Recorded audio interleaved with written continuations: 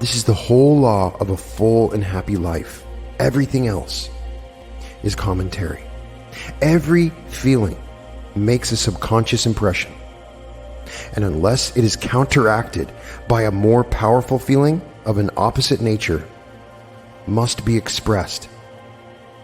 The dominant of two feelings is the expressed. I am healthy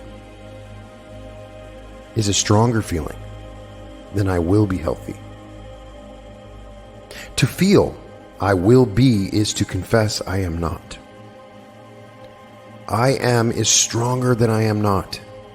What you feel, you are always, dominates what you feel. You would like to be.